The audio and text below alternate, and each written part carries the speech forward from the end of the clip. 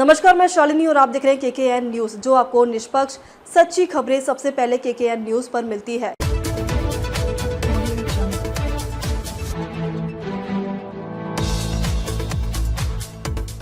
Operation Sindhu के तहत 290 भारतीय नागरिक स्वदेश लौटे। कश्मीर के 190 छात्र शामिल। एयरपोर्ट पर दिखे भावुक क्षण। ईरान और इजराइल के बीच जारी तनावपूर्ण हालात के बीच भारत सरकार द्वारा चलाई गई ऑपरेशन सिंधु के तहत शुक्रवार देर रात 290 भारतीय नागरिक नई दिल्ली पहुंचे। इन यात्रियों में सबसे बड़ी संख्या कश्मीर के छात्रों की रही। कुल 190 विद्यार्थी। अन्य यात्री दिल्ली, हरियाणा, कर्नाटक और पश्चिम बंगाल से संबंधित थे। तेहरान से दिल्ली की सुरक्षित वापसी। यह विशेष उड़ान ईरान की राजधानी तेहरान के इमाम खामेनी अंतर्राष्ट्रीय हवाई अड्डे से शुक्रवार शाम 6:30 बजे भारतीय समय अनुसार रवाना हुई। फ्लाइट नंबर W5071 महान एयरलाइन द्वारा संचालित की गई और यह विमान रात करीब 11:30 बजे दिल्ली एयरपोर्ट पर लैंड हुआ।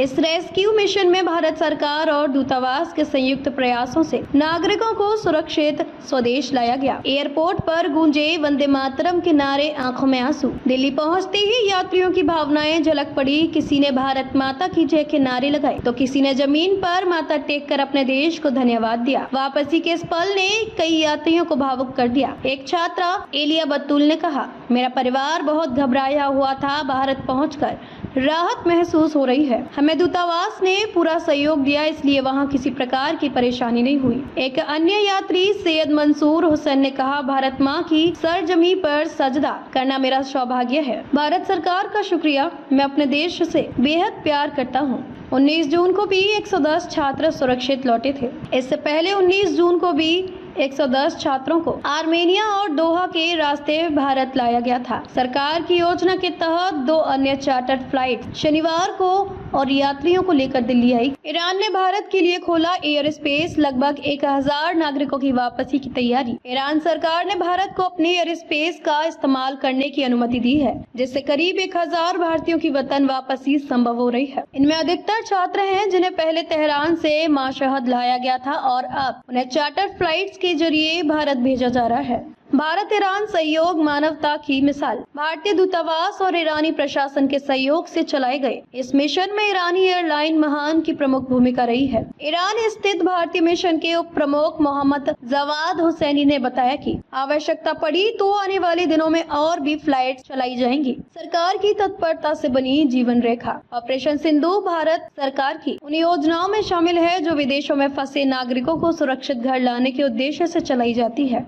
यह न सिर्फ सरकार की तत्परता का उदाहरण है, बल्कि भारत की विदेश नीति में मानवीय मूल्यों की झलक भी दिखाता है। ताज़ा खबरों के लिए केकेएन न्यूज पेज को फॉलो करें और लाइक करें और सब्सक्राइब करें। बेल आइकन दबाना ना भूलें। अगर आप हमें फेसबुक, ट्विटर, इंस्टा के माध्यम से देख रहे हैं तो फॉलो, कमेंट करना ना भूलें।